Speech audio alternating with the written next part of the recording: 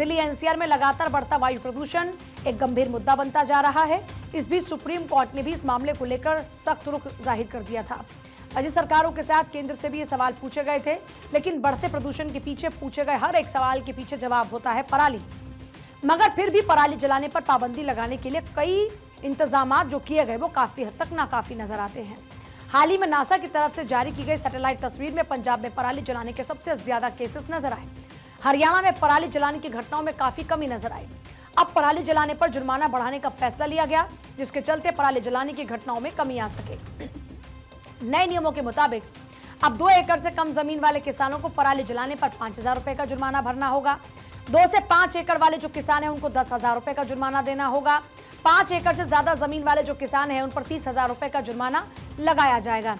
ये नियम राष्ट्रीय राजधानी क्षेत्र और आसपास के इलाकों में हवा की वायु गुणवत्ता प्रबंधन आयोग अधिनियम 2021 के तहत संशोधित किए गए।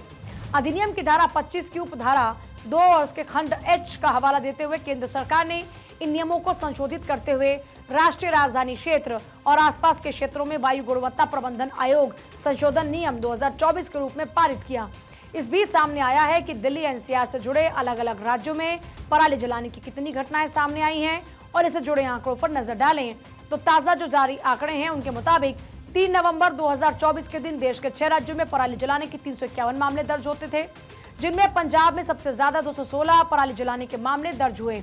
इसके अलावा मध्य प्रदेश की बात करते हैं, ये आंकड़ा 67, राजस्थान में 36, हरियाणा में 19 और उत्तर प्रदेश में 16 मामले सामने आए। वहीं इसके अलावा 15 सितंबर 2024 से 3 नवंबर 2024 के बीच पराली जलाने के 9,730 मामले सामने आए। इसमें पंजाब में सबसे ज्यादा 4,132 मामले सामने आए। दूसरी तरफ कोर्ट से हरियाणा सरकार ने पराली जलाने वाले किसानों को लेकर क्या एक्शन लिया, इस बारे में भी जानकारी दी है। हरियाणा सरकार का दावा है कि राज्य में करीबन 150 से ज्यादा किसानों के खिलाफ अब तक FIR हो चुकी हैं। 29 लोगों को गिरफ्तार किया गया, 380 को रेड लिस्ट किया गया। पिछले 24 घंटों की अगर बात करते हैं तो कुरुक्षेत्र में 40, जींद में 10, सिरसा में 3, फतेहाबाद में 2 किसानों पर FIR हुई है। दूसरी ओर पराली को लेकर लिए जा रहे एक्शन पर किसानों ने भी सवाल उठाए, क्योंकि किसानों का कहना यह है कि उनके पराली जलाने पर उन्हें जुर्माना झेलना पड़ता, जबकि दूसरी तरफ फैक्ट्रियों से निकलने वाले प्रदूषण पर लगाम लगाने के लिए जरूरी कदम नहीं उठाए जाते हैं। इस गवर्नमेंट की वजह से हम इतने ज़्यादा परेशान हो गए। एक तो ये मंडी में कट मारते हैं, उसका कोई वो नहीं ये करते हैं, तो और इधर ये आग लगाने का इन्होंने सिस्टम चला रखा है, उस पर डबल जुर्माना डाल रहे हैं, FIR कर रहे हैं। जो फैक्ट्री में इतना पोल्यूशन होता है उसकी तरफ इनका कोई नहीं। आग तो हम भी नहीं लगाना चाहते, करें क्या? ये पैसे दें हमें या तेल सब्सिडी पे सस्ता दें।